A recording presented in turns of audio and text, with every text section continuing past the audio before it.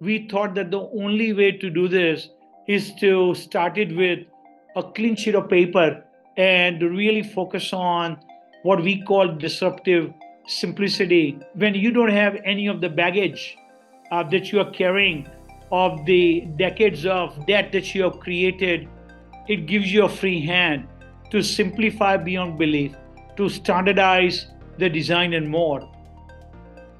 Welcome to Technovation. I'm your host, Peter High. My guest today is Pankaj Patel.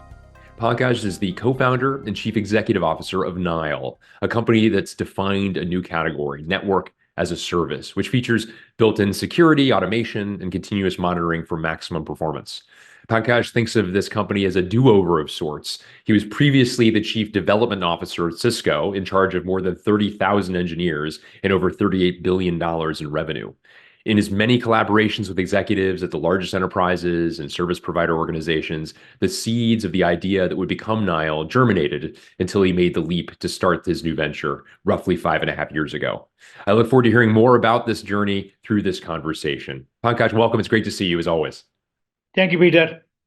Well, Pankaj, I do want to, if you don't mind, go back to your time at Cisco. As I mentioned in the introduction, you spent a lot of time with the largest companies in the world. You spoke with them a lot about their pain points, their evolution, ways in which they were taking advantage of technology trends and the like. And I wonder, you tell us a bit about some of those conversations and the impressions that you got and about the challenges that were expressed through those conversations that became the seeds of a new company.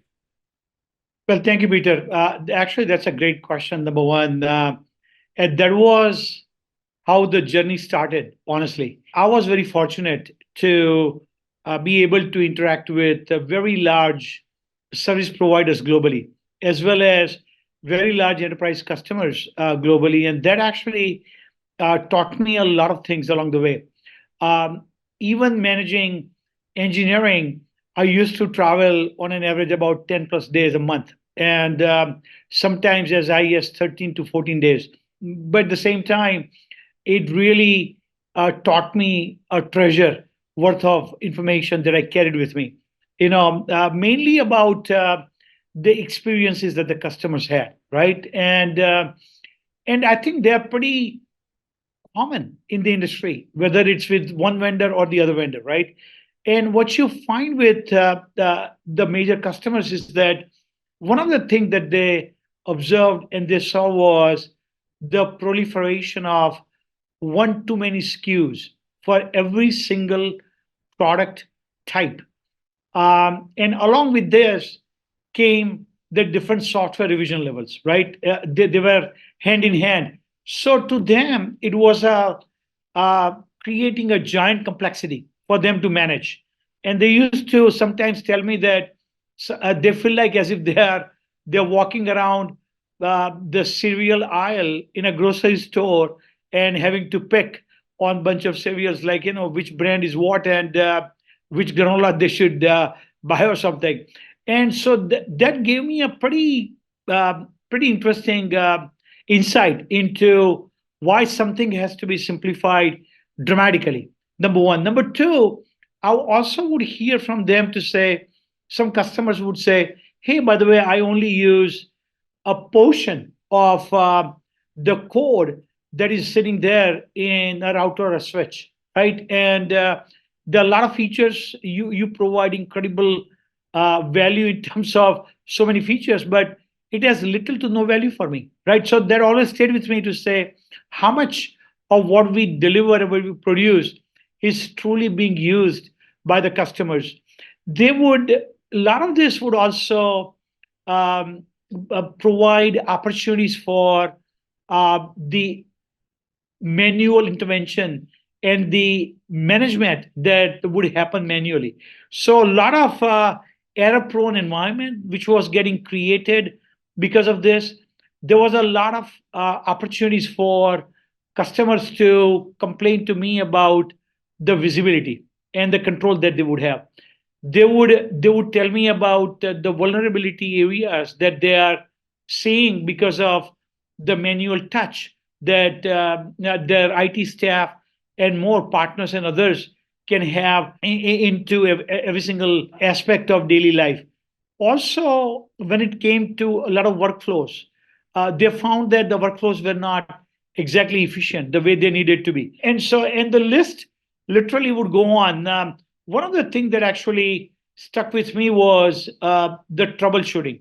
And this was a very painful reminder every single day to me and to my team, which is a lot of times when a customer takes a hit in their environment, their very first job is to make sure that the service is brought up very quickly. In doing so, sometimes a lot of hardware either is reset or replaced, knowing fully well that hardware may not be the issue. And in more cases than not, it was not. It's a software issue. However, doing so, you would lose all the crash information and more, which would require going back to the customer and asking for a maintenance window to recreate the same issue that they had a time before. All of this sound like plenty, and it is plenty, right? This is what shaped my thinking to say there has to be a better way, there has to be a simpler way.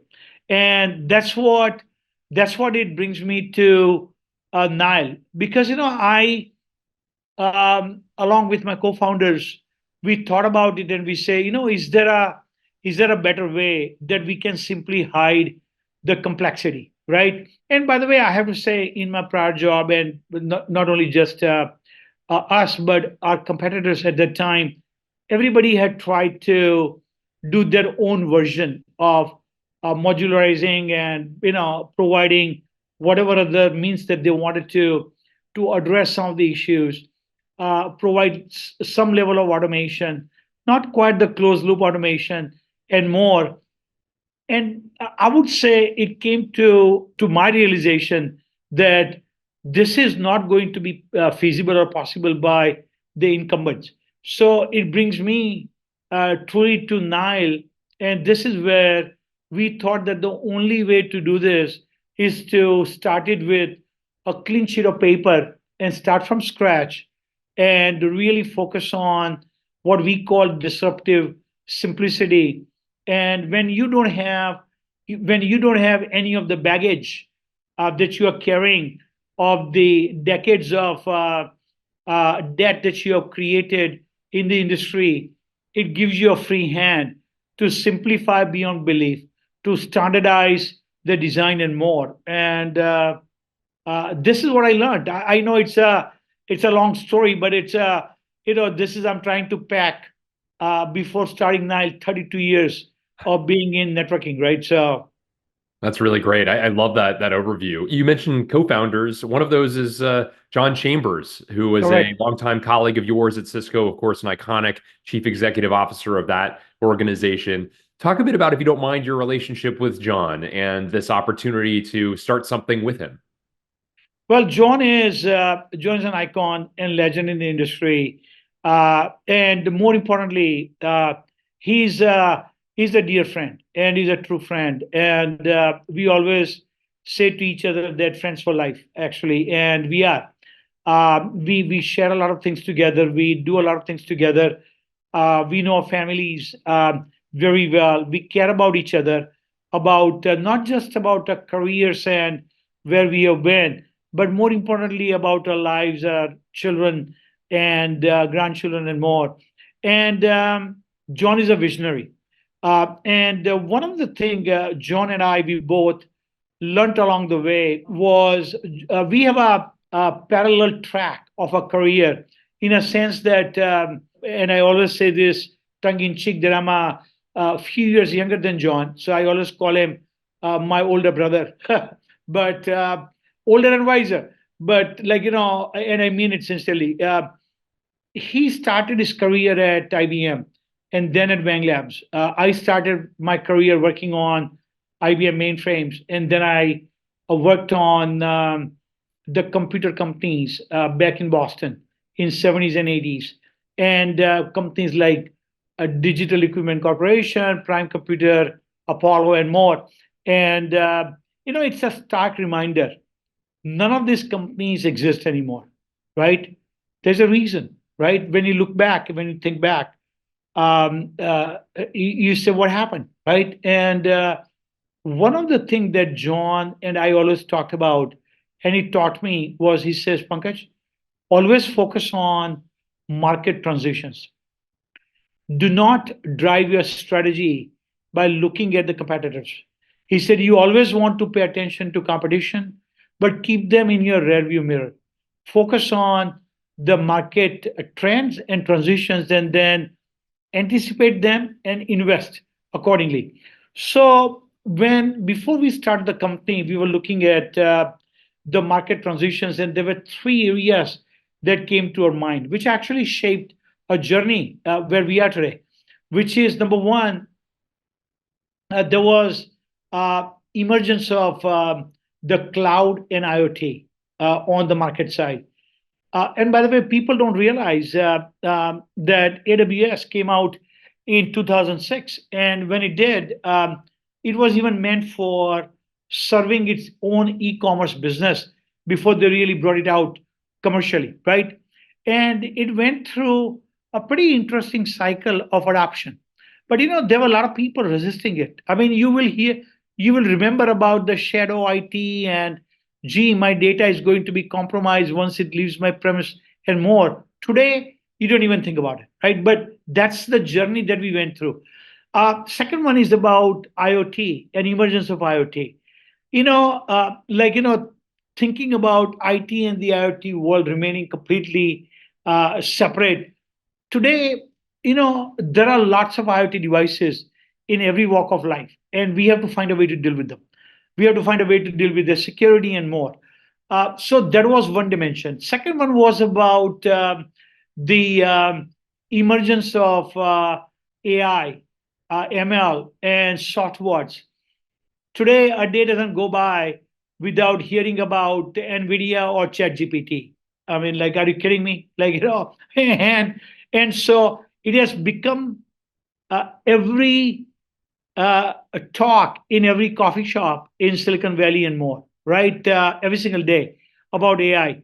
But when you go back, 6, 7 years ago, when we were thinking about Nile, it was still in pretty early stage. I mean, people were thinking about some level of automation, but not to the degree that we are witnessing today, right?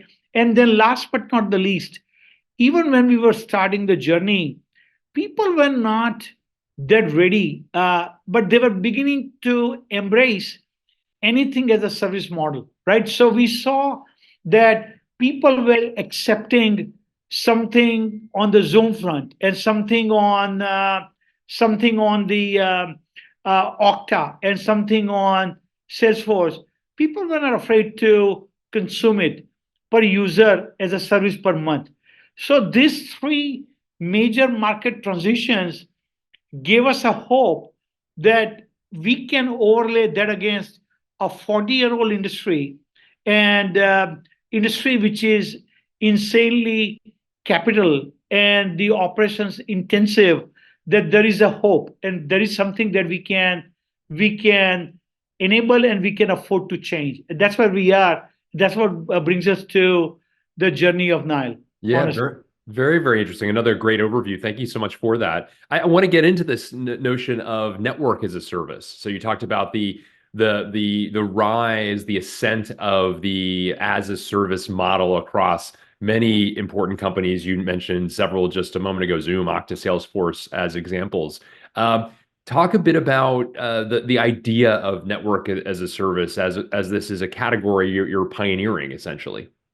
Yeah, when we were thinking about network as a service, to me and to my co-founders, service is truly the new product, right? And we really wanted to mold this in a way where AI truly drives the closed loop automation, because we saw this as a major hole in the way the networks were today. There were bits and pieces, but it was not really truly driving the closed loop automation. And this is where we realized that at the end of the day, data is the secret ingredient for what we are doing and to AI, right? So when we thought about all of this, we say there is something that we can do here, which is which is so different, right? And uh, at the end of the day,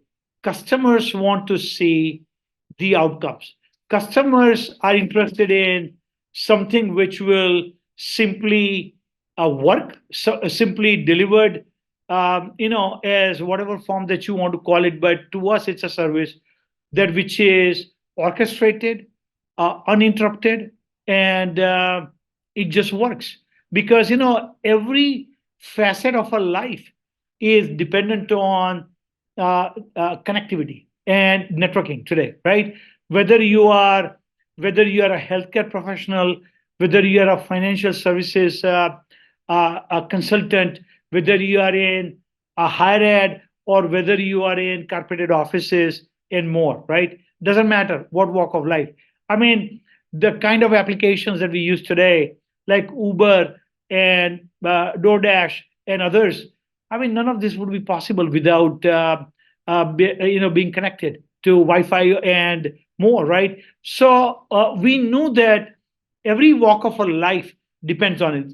What that means is that it simply cannot go down, period, right? It has to be so resilient. It has to stay up, right? How do you do that? And this is where, by the way, you will remember that for the old optical networks, where they were designed completely redundant, and how they were orchestrated was a different story. That actually did not quite carry forward into the world of IP as we know it today, right? And services, networks do go down, services do go down. They suffer outages, and we have seen this with many of them. We have seen them with some of the major companies from time to time, at time and time again, right? And so that was the focus that we had. I mean, look, in California this year, we had so many pretty tough storms, and they drenched California or snow in the Sierras like there's no tomorrow. And when any of these pineapple expresses would come through either northern or southern California, what is the first thing that here locally PG&E would tell us? They'll say, hey, by the way, make sure that all your hand devices are all charged up. Think about it. I mean, when did that ever happen before? What they are saying is that because of the wind and other conditions, you might lose power. But if you do, you want to be connected. You don't want to lose your connectivity just in case, right? That shows us to the importance of service. And when we were thinking about this, we said, you need to have the mindset to start in the right direction. You cannot design like a product as a product and say, oh, you're just going to orchestrate that as a providing the service. It brings a very different mindset from architecture to the trade-offs that you make every single day, right? Because we enforce to our team day one. By the way, this is something that we did very differently. When we were hiring, by the way, we have a very senior team, very seasoned team. On an average, the team has about 20 to 25 years of experience from all the big companies that you know of. And the people who have designed and delivered 4 to 5 generations of products in their lifetime before. When they would join us, we would ask them some basic questions. And this was part of indoctrination into our way of thinking, and because honestly, it's a new religion. And we all know changing religion is very hard. Human beings have proven that over centuries as to how difficult it is, right? And it truly is, because mindset change is not easy. And we have recent examples through the cloud emergence. It was not easy for them, right? So we would ask ourselves the question to say, because of, once again, my prior experience, to say how much of the code truly gets used. So we will say, before you design any piece of hardware, software, or firmware, or anything on the application side, ask yourself a question. Do you really need this? Is this needed or is this nice to have? Focus on what is truly needed to deliver a service. Okay, number one. Number two, after you have decided that you are going to need this, simplify it to the nth degree. Okay, this is where the concepts of no configuration for networking elements, getting rid of a lot of layer two, as we know, right? We don't have concepts of like VLANs or whatnot in what we do. Think about it. Like today there are probably about a dozen or so architectures for the campus. There are like 15, 16 protocols. When you multiply all of this with the number of SKUs I was talking about earlier, with all the software revision levels and all the knobs for every protocol that you can think of, you truly end up in a snowflake as every customer, right? So we said, hey, this is what makes it difficult. So simplification is the key. Then after that, we said, let's automate everything that we are doing. Doing all of this, we were able to automate, simplify and automate 95% of the usual things people do every day and they encounter in the IT shop. But we had to bring that level of fundamental thinking at our engineering, architecture, design, and deployment level. And we, by the way, and I talked about data earlier, we made sure that we had consistency and integrity of the data throughout the entire journey, from site survey, installation, day -1, day 0, day +1, that we are going to be able to leverage that same consistent and integrated data for the entire journey to be able to support the service forever. And that's what brings, and by the way, the five, I talked about 95% automation, even the 5% we keep on automating every single day, but we provide what we call X-ray visibility in order to root cause and fix the issue very quickly. And this is the beauty because of the tremendous amount of monitoring data, leveraging the data and AI and ML, we are able to push the network to be able to self-maintain itself so it can provide because at the end of the day, the goal is the service has to stay up. It cannot go down. You cannot do this with the product mindset. It's simply not feasible and not possible. This is what we had to do in order to create the true service offering. Very interesting. Very interesting. I wanted to ask you also, you've navigated through so many technological transformations across your career. Artificial intelligence obviously is as hot a trend these days as it comes, and by extension, of course, generative AI. I wonder if you could take a moment and provide some reflections. I mean, yours is a career and a domain, series of domains that you've been involved with, such that you've been cognizant of and influenced by and influenced artificial intelligence for quite some time. Talk a bit about where we are in its advancements and how that's also impacting some of the ideas that you're pursuing. So, the industry has been pretty receptive, and which is no surprise to me. And I think IT industry benefits from it and is going to continue to benefit, in many, many areas, such as the monitoring function, right? It's going to, how do you manage the tickets? Like, how do you monitor every single day, every single aspect of what you go through inside the shop? How do you impact the cybersecurity posture? How do you do the data management? How do you provide the network optimization? How do you provide the orchestration and more? So there are every single way of every aspect, I should say, of IT is being impacted by AI today, and in some form or the other, and it's going to continue its impact forever. A lot of the complex tasks that people do today, either manually or otherwise, slowly but surely, they are going to get automated. It's a matter of time. It's going to have a huge impact. I tell people that it is already having an incredible impact on my own software engineers. They are able to boost their productivity in a major way.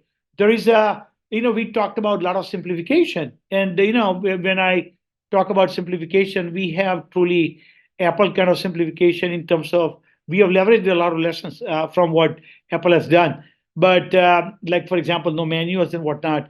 But I think automation plays a very different role, right? And you could not leverage the power of AI because to me that's synonymous with the closed loop automation. And once again, data is front and center to everything that we do. So I think it's great that the industry is doing all of that. I think for us, clearly we have created the AI apps, and we do that for providing the lifecycle management, right? And we impact that in three major areas. We impact that we provide a tremendous automation for the IT admins. We also provide incredible visibility to the IT users. And then we also provide incredible tools, what we call the autopilot to our production network engineering, right? And if I can talk about that for a second, Peter, when we started the company, we had, I think in the beginning, a couple of years ago now, we had about a few deployments. And so even with few deployments and with all the automation that we have, we said, we need to provide the online support. It goes without saying. Now, we don't take hits. It's unusual, but we want to make sure that we can, when we do, we can have the online support. So we created the production network engineering group. It's a small group, and very small group which follows the sun 24/7. We have few people in here and few people in India, a small group of 6 people. And today we have a couple of hundred deployments. And guess what? We have not increased that team by one human being because we didn't need to. That is the power of AI and automation and the beauty that we have brought, that we are able to leverage the our AI application for the autopilot and for the production engineering, so that they can provide an incredible service delivery to our partners and to our customers for any of the network operations that they have to offload, right? And then we do the same thing or similar thing for the IT admins, right? For the service outcomes that they have to both orchestrate. So the incredible visibility and the control we provide to them, which is truly tremendous. And we get a lot of positive feedback on that front. And then last but not the least, the co-pilot for the end user. This, by the way, between this two co-pilots for the IT admin as well as for the user, has been responsible for a dramatic reduction in number of IT tickets that we come across. Wow. Today. Very, very interesting. I wanted, Pankaj, earlier in your description of your relationship with John Chambers, you mentioned you're both grandfathers. And I wonder, at a time when you are a grandfather, and at the time that you left Cisco, you had more than earned the right to take it a little slower, take some more time for yourself. And that's the time when you were planning to build a company and get back into the fray, and if anything, be busier than ever. Talk a bit about the idea to start a company at this stage of your career, and actually also I'd be interested in your perspective on the advantages of doing so with such a wealth of experience. You've already talked, of course, about the ways in which the insights from past roles have played out through the creation of this, but Talk about some of the advantages of starting a company at this phase of your career. I have started a company back in late 80s, and I sold it. So I do have some experience from my younger days. Then I worked for a startup during the internet bubble time for a few years, and that was a great experience. Startup brings a very different energy, both physically and mentally. And I had rather, in some sense, a little bit of a guilt of what I created and what I was part of creation in terms of complexity and what the industry was going through. So to me, life would not be fulfilled completely. I would not have felt great if I did not even attempt to carry on that legacy and to set the record straight and to do something to elevate the some of the difficulties that I encountered and what I narrated earlier in my conversation from listening to the customers to say, hey, it is my opportunity to do something different, something very innovative, leverage some of the latest and greatest market trends, and provide incredibly simplified design, and more importantly, the uh, experiences both to the end user, to IT admins, and the customers through orchestrated service delivery, which is absolutely uninterrupted, that people can embrace. And at the end of the day, we also want to save them a ton of money. So the goal is also to save a lot of total cost of ownership along the way. So it's a unique journey, and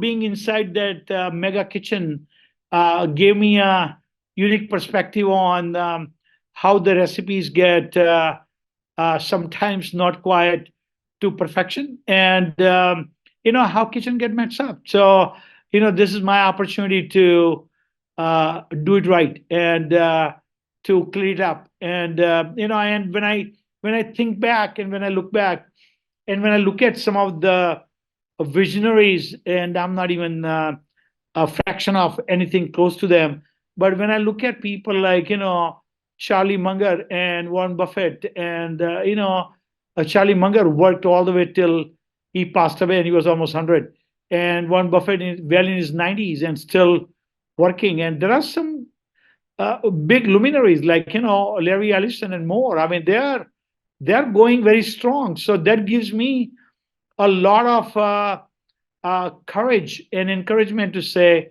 I need to continue this journey. Yeah, phenomenal answer. I really appreciate that perspective, Pankaj. I wanted to close by asking you about the secrets to your success. As you pointed out, you've been an entrepreneur before, sold a business, run a significant percentage of Cisco's business, now started another organization that is thriving and growing at a rapid rate. As you reflect back on your career, what have been some of the difference makers that have allowed you to reach the heights that you have? I have to say there are few. I mean, there are many, but the few I would like to highlight. Number one, um, I was fortunate to be exposed to customers right from my very first job. I used to travel a lot for my first job because I worked for a mid-sized company. They didn't have that much expertise, and they could not afford to own IBM mainframe.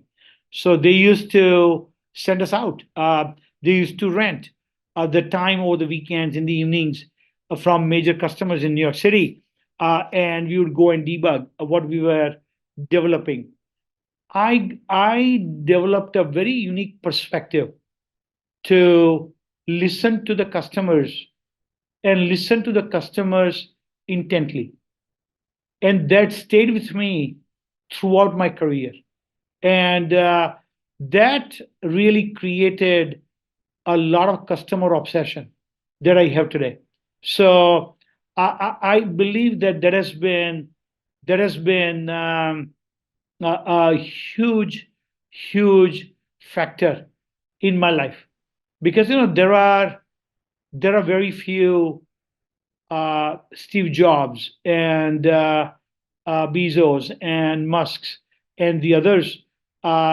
Majority of the people who innovate and who create the companies, they have to rely on market trends and listening to customers. So customer obsession has been front and center to me.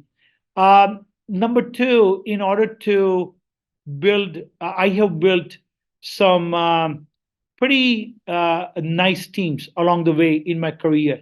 Because to me, it is all about people at the end of the day. You are nobody without human beings, right? And because they are key to everything that you do. And how do you attract, hire, and retain the best talent possible in your universe is very critical. And so I learned that along the way. How do you motivate them? How do you create an environment that they can succeed and they can thrive? And then I would say, last but not the least, probably some reflection on the character. And I'm very grateful to my parents. My parents were insanely humble, honest, and very high integrity human beings. And they instilled some of it rubbed off on me, and thank God it did. And they always told me that you can look at the sky, and look at the stars, but always keep your feet on the ground. And never.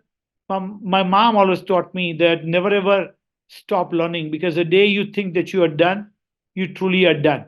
And so I always sought out to learn from my engineers at any level. Any opportunity I got, I would sit with them and ask them for, and I wanted to hear different and diverse opinions, because that's what makes us all sharper in life, right? So I think these are some of the values that carried me forward. And, along with that, one last one that I can say is that I developed something which was that I would never ask my team to do something that I was never prepared to do, right? Never, ever. And that actually that built a lot of loyalty in the team I was building. So, these are some of the lessons and some of the values that I was able to embody in my journey. Pankaj, wonderful reflections, and I appreciate you offering those and for the broader conversation reflective of a remarkable career that is far from over.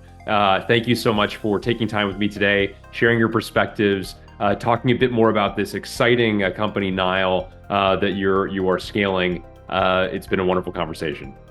Thank you so much. Thank you, Peter.